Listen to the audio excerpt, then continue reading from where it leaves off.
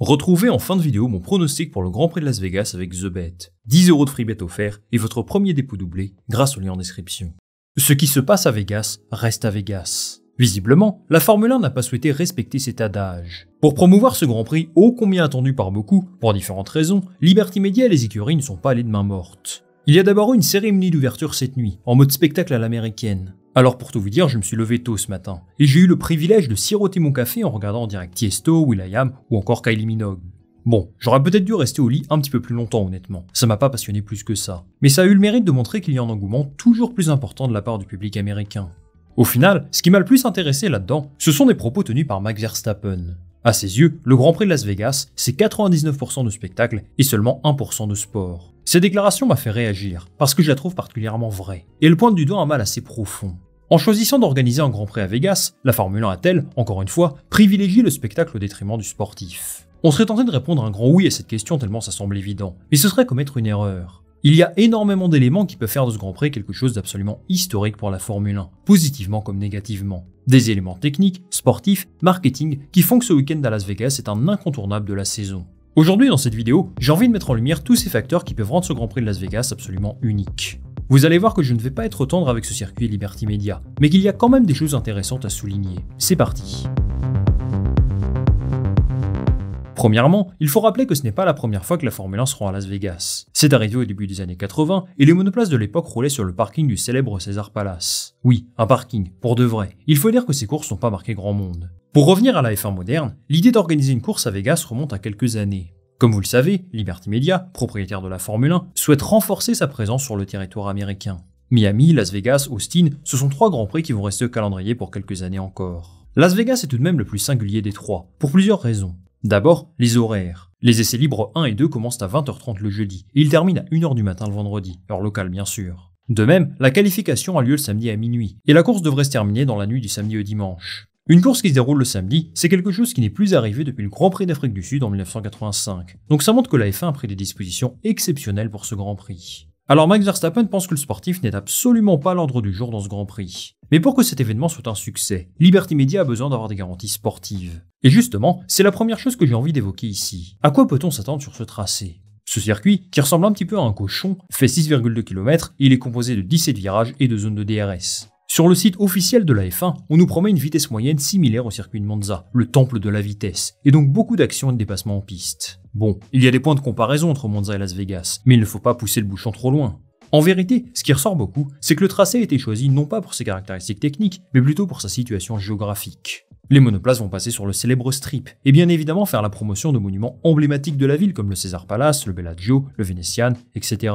D'un point de vue de réalisation télévisuelle, je pense que ça va être magnifique, vraiment. Mais est-ce qu'on peut s'attendre à une bonne course sur ce tracé? Je sais que vous êtes beaucoup à penser que non, parce qu'il paraît quand même assez simple et assurément moins intéressant qu'un Spa, un Silverstone ou un Interlagos. Mais un tracé simple est-il le garant d'une course ennuyeuse? Je n'en suis pas si sûr. Ce serait exclure beaucoup d'autres facteurs qui peuvent rendre ce Grand Prix plus intéressant que ce qu'il promet sur le papier. Le circuit de Las Vegas est un circuit urbain, bosselé et qui a finalement des caractéristiques assez uniques. Red Bull n'est pas forcément à l'aise sur ce genre de circuit, au contraire de Ferrari par exemple, mais la victoire se jouera certainement dans la compréhension du bon package aérodynamique à apporter. Aujourd'hui, les écuries et les pilotes ont beaucoup d'inconnus, en particulier en ce qui concerne le comportement de la monoplace. Si Mercedes, McLaren ou Ferrari réussissent à comprendre ce qu'il faut mettre en place, eh bien ils ont une vraie chance de prendre la victoire à Red Bull ce week-end, comme ça a été le cas à Singapour. Justement, transition toute trouvée pour parler du deuxième point de cette vidéo. Quelles écuries peuvent briller sur ce tracé? J'ai d'abord envie de mettre en avant Ferrari. On se souvient de la pole position de Carlos Sainz à Monza. Eh bien s'ils amènent la même configuration aérodynamique, je les vois favoris à la pole position. À Vegas, il devrait y avoir moins de batailles qu'à Monza, donc ça peut éventuellement leur permettre de garder la tête de la course pendant quelques temps. Maintenant, on ne peut jamais parier contre Max Verstappen, qui reste évidemment le grandissime favori à la victoire finale. Red Bull n'est pas aussi dominant sur ce genre de circuit, mais on a vu une vraie progression de leur part à ce niveau-là tout au long de l'année. Le tracé ressemble un petit peu à Bakou, où Checo Pérez a brillé, mais les températures ne sont vraiment pas les mêmes, on va en parler un petit peu plus tard, donc j'avoue que je ne sais pas trop à quoi m'attendre à ce niveau. Sur le papier, ce tracé n'avantage pas McLaren non plus, mais attention aux faux discours. C'est la deuxième force du plateau aujourd'hui, et ils ont brillé partout, sur des tracés qui n'ont absolument rien à voir, donc je garderai un œil attentif sur eux.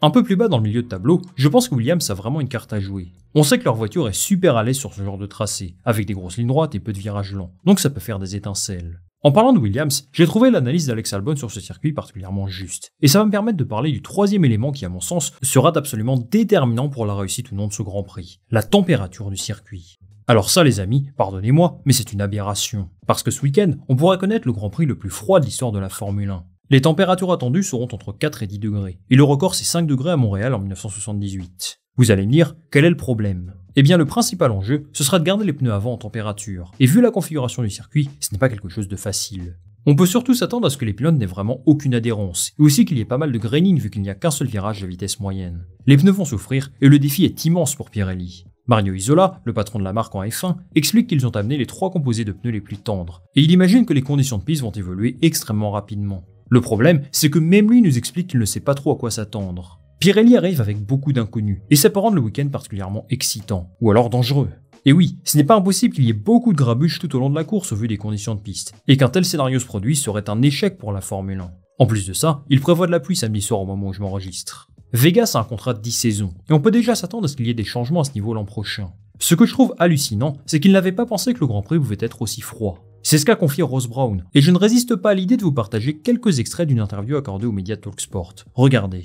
La seule chose que nous n'avions pas envisagée au départ, c'est qu'il fait très froid la nuit à Vegas. Et bien sûr, faire fonctionner les voitures à cette température peut être un vrai défi. Pirelli a travaillé pour s'assurer que les pneus puissent faire face à ces conditions. Nous sommes confrontés à de nouveaux obstacles que nous n'avons jamais connus auparavant, mais je pense que cette course sera spectaculaire. Donc en gros, là, calmement, on a un ancien dirigeant de la F1 qui nous dit qu'il n'avait pas pensé qu'il pourrait faire froid un soir de novembre à Vegas. Et si c'était quelqu'un qui n'avait aucun lien avec la discipline, ça passe encore. Mais là, on est quand même sur une sacrée faute professionnelle, non ? Dites-moi si je suis un petit peu trop virulent, mais pour un événement aussi cher, avec autant d'attentes, je trouve ça fou qu'il n'ait pas eu plus de réflexion que ça. Entre le Grand Prix du Qatar et celui de Las Vegas, décidément, les conditions climatiques ne semblent pas être au cœur des débats. Dernière chose dont il faut qu'on parle pour juger si cet événement sera un succès ou non, eh bien j'ai envie d'évoquer l'aspect marketing. Et oui, je vais un petit peu me contredire par rapport à ce que je disais dans l'introduction, mais c'est quelque chose qui me paraît essentiel à analyser, parce que ça ouvre un débat sur le futur de la Formule 1. On l'a vu avec Miami, Netflix ou encore l'arrivée de nouveaux investisseurs chez Alpine. La F1 est un sport qui intéresse le pays de l'oncle Sam, et Liberty Media lui rend bien avec l'organisation de 3 grands prix là-bas. La question que je me pose, c'est si ce genre d'événement bling-bling, avec des stars internationales absolument partout, n'est-il pas quelque chose de nécessaire à la bonne santé financière et sportive de la Formule 1, et par conséquent, que c'est quelque chose qui pourrait devenir la norme. On a du mal à s'en rendre compte quand on habite en France ou dans un autre pays européen, mais il y a une demande tellement importante aux États-Unis que la F1 ne peut sans doute pas s'asseoir dessus. Peut-être que Las Vegas s'inscrit aussi dans l'ADN de la Formule 1, qui a toujours été un sport innovant, et qui choisit ses circuits pour des raisons financières. C'est le cas de Jeddah aujourd'hui, tout comme c'était le cas en Chine ou en Inde il y a quelques années. En offrant à Vegas un contrat de 10 ans, avant même qu'une course n'ait eu lieu, la F1 prend un pari sur l'avenir, et il est risqué. Il souhaite construire petit à petit un événement qui suscite l'engouement dans toute la ville, remplir chaque année les hôtels encore davantage, et l'édition de cette année va donner le ton pour les saisons suivantes. La crainte que beaucoup de spectateurs ont aujourd'hui, c'est que la F1 soit en train de devenir un sport où le spectacle a principalement lieu en dehors de la piste. Et malheureusement, Vegas pourrait être le Grand Prix qui confirme ça. Beaucoup d'événements sportifs font des cérémonies d'ouverture par exemple, et personnellement, je suis plutôt pour ce genre d'initiative. Alors honnêtement, moi tout ça, ça me fait un petit peu ni chaud ni froid. Mais les spectateurs sur place bénéficient d'une expérience qui va au-delà du sportif. Et il y a aussi beaucoup de personnes qui assistent à un Grand Prix de F1 avec cette idée-là. Là, à Vegas, c'est vraiment too much. Mais il y a d'autres GP au calendrier où le spectacle était beaucoup plus agréable. La seule chose qui me fait peur, c'est qu'on finisse par sacrifier l'aspect sportif pour le marketing. Quand on voit la sévérité des négociations avec les Grands Prix européens par rapport aux Américains ou ceux du Moyen-Orient, on voit clairement où est la priorité. Et c'est une menace pour le sport. Mais il faut que Liberty Media garde une chose à l'esprit. Si 99% de l'expérience est basée sur le divertissement, c'est bel et bien les 1% de sportifs qui comptent le plus au final. J'espère sincèrement qu'on assistera à un beau spectacle ce week-end à Vegas. Et même si le tracé n'a pas l'air incroyable, attendons de voir ce que ça donne, parce qu'on ne sait jamais. Laissons-lui une chance. Le Grand Prix de Vegas va donc nous réserver son lot de surprises ce week-end. Il y a 2 pilotes en particulier que je vais suivre attentivement. D'abord, Logan Sargent, qui peut assurer son avenir en Formule 1 s'il réalise une bonne performance chez lui. Ensuite, Lando Norris, qui a une vraie chance de gagner ce week-end. C'est donc le moment de vous présenter mes pronostics pour ce week-end, qui sont sponsorisés aujourd'hui par TheBet, l'application de paris sportif. Alors de base, TheBet, c'est une application toute neuve, des cotes hyper compétitives, et avant le Grand Prix de Las Vegas, on s'associe pour vous offrir un super bonus de bienvenue. En vous inscrivant aujourd'hui, il double votre premier dépôt. Donc si vous déposez 50 € sur votre compte, il vous offre 50 € de free bet. Si vous déposez 100 €, il vous offre 100 € de free bet, et ainsi de suite. En plus de ça, rien que pour vous, vous pouvez utiliser le code promo spécial PADDOC pour bénéficier de 10 € de free bet supplémentaires lors de votre premier dépôt. Donc si vous déposez 100 €, vous avez 210 € en free bet au final. C'est plutôt pas mal. Je ne vais pas vous offrir un prono, mais 2 pronos avant le Grand Prix de Las Vegas. D'abord, Logan Sargent termine dans le top 10, coté à 5,50. Williams est mis sous pression par AlphaTauri et Sargent a besoin de marquer des points pour être sûr d'évoluer en F1 la saison prochaine. Devant son public, il peut enfin répondre aux attentes de son équipe. Si vous voulez jouer un petit peu plus safe, je vous propose podium de Lando Norris coté à 1,48. Lando c'est 5 podiums sur les 6 dernières courses, donc je crois en lui. Si vous êtes joueur, vous pouvez également tenter Norris vainqueur du Grand Prix, coté à 9. On ne sait jamais sur un nouveau tracé, et avec Red Bull qui n'a plus rien à jouer, ça pourrait arriver. Alors si tout ça vous chauffe, n'hésitez pas à utiliser le lien en description pour vous inscrire et profiter de l'offre de bienvenue The Bet.